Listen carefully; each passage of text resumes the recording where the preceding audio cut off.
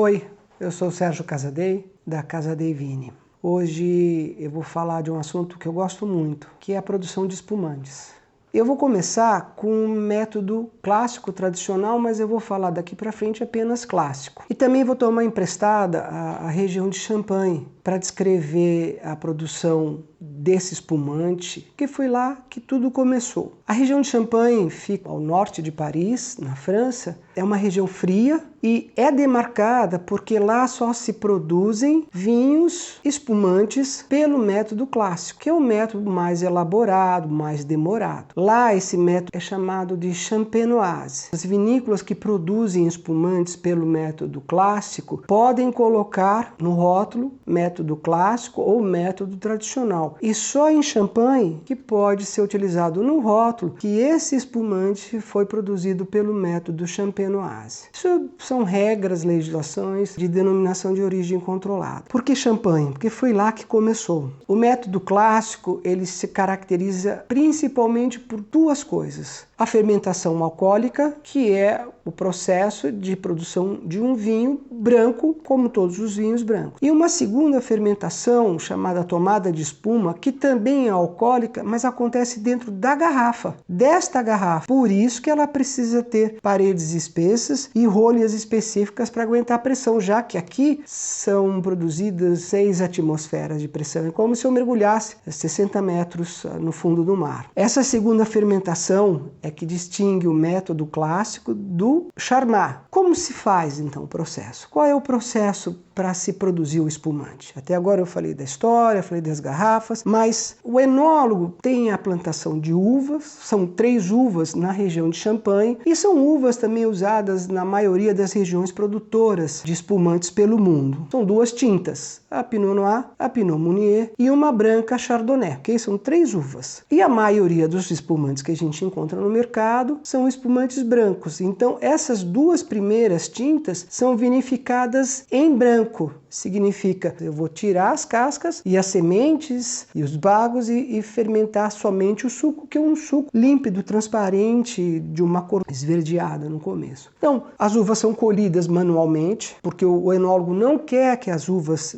se arrebentem no transporte. Elas chegam na adega, passam pela desengaçadeira para separar o engaço dos bagos, e os bagos vão para uma prensa pneumática, e lá essa prensa separa o suco das partes sólidas. O suco vai para uma cuba de fermentação, com temperatura controlada, e lá o enólogo adiciona, ou eles falam inoculam, as leveduras. Um suco doce, as leveduras vão fazer o processo de fermentação, comer o açúcar e transformar o açúcar em álcool, em compostos do vinho e gerando energia. Então as cubas de fermentação são protegidas e controladas por água gelada por fora. E o mais legal, o gás carbônico. Nessa hora, nessa fermentação, que é para produzir o vinho, o gás carbônico é liberado para a atmosfera. Mas aí na frente esse gás carbônico vai fazer um papel mais interessante. Daqui a pouco eu vou explicar para vocês. Feito o vinho, esse vinho leva aí de 2 a 3 semanas para estar pronto. O enólogo pega esse vinho e faz o que ele chama de corte ou assemblagem. Ele faz uma mistura de vários vinhos. Não de várias uvas diferentes, mas de vários vinhos que ele pode ter guardado de 2 a 3 anos para sempre manter o mesmo padrão. Ele fez esse corte, nasce o vinho base. Esse vinho base, ele vai ser colocado na garrafa para sofrer a segunda fermentação, que é aí que o processo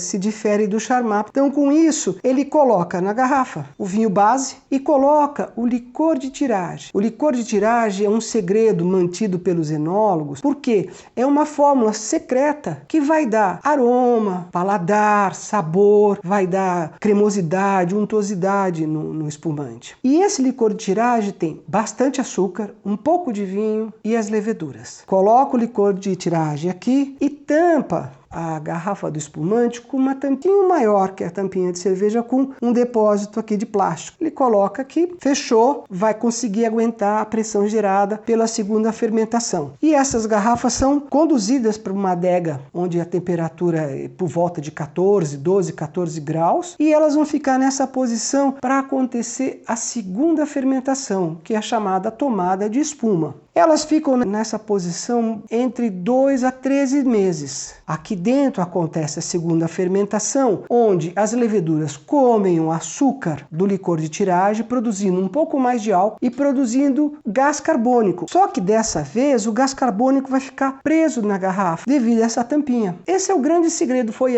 assim que Dom Pérignon conseguiu domar as bolhas e falar: eu vou deixar as bolhas serem incorporadas pelo líquido e quando abrir é um espumante delicioso. Então ela fica de 2 a 3 meses aqui. Após esse período, o que resta na garrafa? Um líquido transparente, límpido, com bastante gás carbônico que está preso aqui, que quando a gente abre o espumante e serve, aparecem as borbulhas, que a gente dá o nome nessas bolhas que sobem pela taça de perlage. No processo clássico, as bolhas da perlage são intensas, constantes e pequenininhas. Depois eu vou falar das bolhas do Charmat. O resultado da segunda fermentação é o quê? Um vinho incorporado de gás carbônico com sabores, aromas, cremosidade, untuosidade. E os aromas e os sabores lembram um pouco fermento de pão ou um pão quentinho de padaria, o sabor de brioche, de frutas secas como nozes, avelãs, frutas de Natal, que na minha época eram chamadas de frutas de Natal. Mas também, aquelas leveduras que foram colocadas aqui junto com o licor de tiragem, elas estão mortas e aqui embaixo. E qualquer movimento que se faça na garrafa, turva o líquido. Mas, para os grandes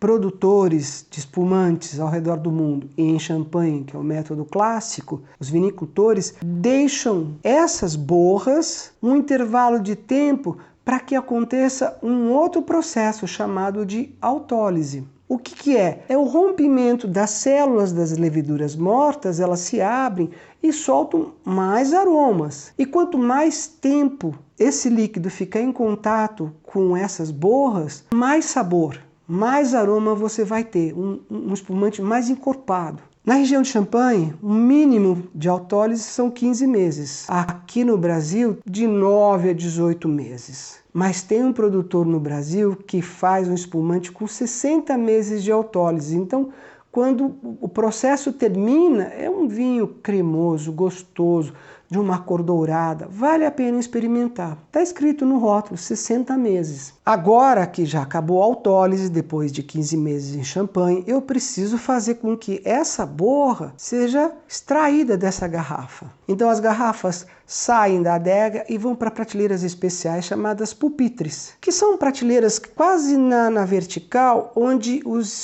as garrafas são colocadas num furo ovalado, assim, meio de cabeça para baixo. Eles colocam todas as garrafas, centenas de milhares de garrafas desse jeito, e a partir desse momento entra em cena uma pessoa chamada remoer, que é um profissional que passa com uma certa frequência fazendo 2 movimentos para que a borra daqui de dentro desça para o gargalo da garrafa. Então ele gira 1/4 de volta com uma certa rapidez para que agite as borras e incline um pouco. Então ele agitou e a borra começa a descer.